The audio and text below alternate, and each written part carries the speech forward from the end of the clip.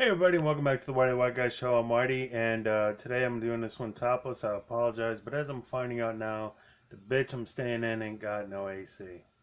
Ain't got no AC. Oh, man, hold me down. So, Grace requested that I review the film Brazil, which is a film, I guess, not the country. Brazil came out in the 80s. It's directed by Terry Gilliam of Monty Python fame. It looks like a Monty Python film. It feels like a Monty Python film.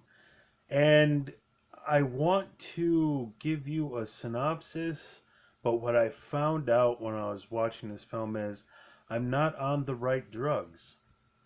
And you really need to be. You really need to be on some good shit to watch this movie because I can guarantee you, Terry Gilliam, who wrote and directed and produced this film, was on some really good shit when he came up with this movie.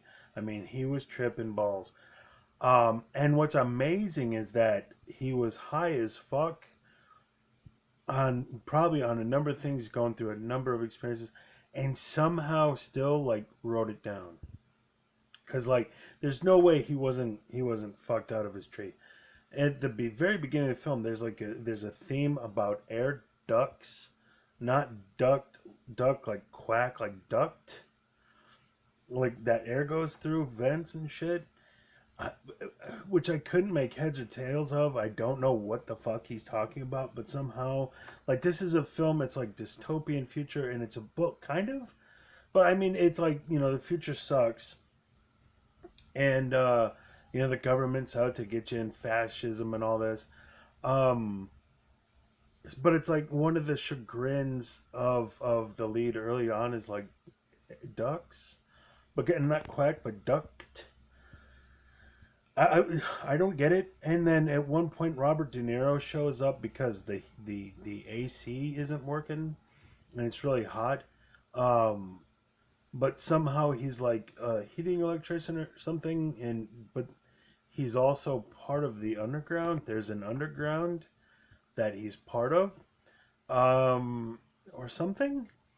And then the lead guy, who's played by somebody, he's like works a bureaucratic job. I'm not sure if it was like for the government. I think it was for a private company, but maybe the idea is that like the two have merged, so it's like a corporatist fascism Mussolini style. So where it's like the two are the same.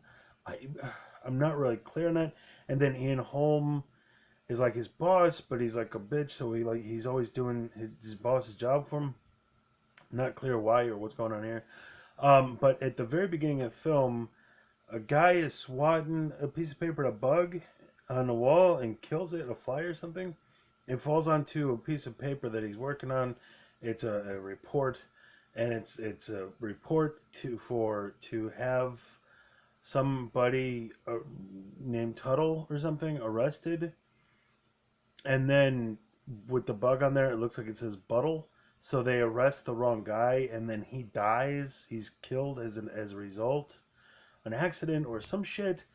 And so this causes a bureaucratic snafu. So the lead character guy goes to the home to get a signature because that's the easiest way to get cleared up.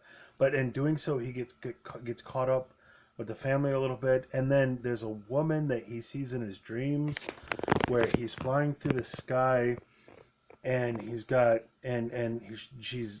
wavy hair, and she's there around and stuff, and then he's got more hair, but like the actor is going thin up top, but in his dream he's got more hair, but he's still thin in the front, and you're like if this is your dream, why not have all your hair? But I get, maybe they thought we wouldn't recognize him and know who he was or something, so they kept him thin on top. I'm like, why?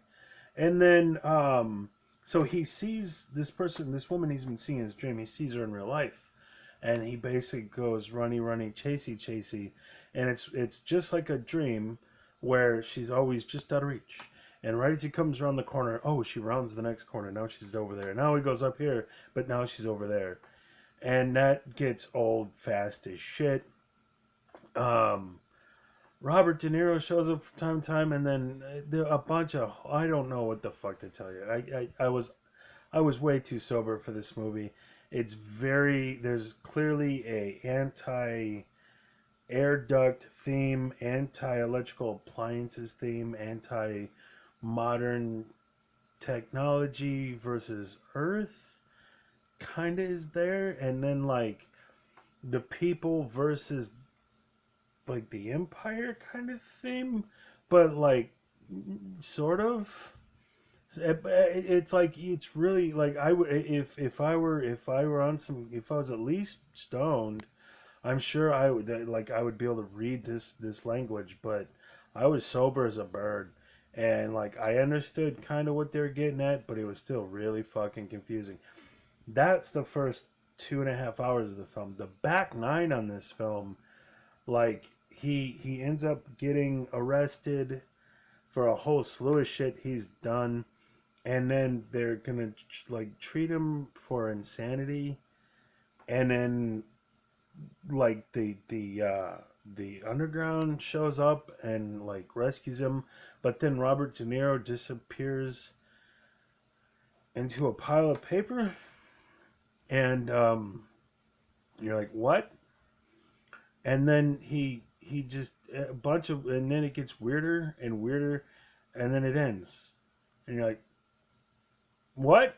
So Brazil, directed by Terry Gilliam. I really don't know what this movie was about or what was happening. It's got that great Terry Gilliam Monty Python look.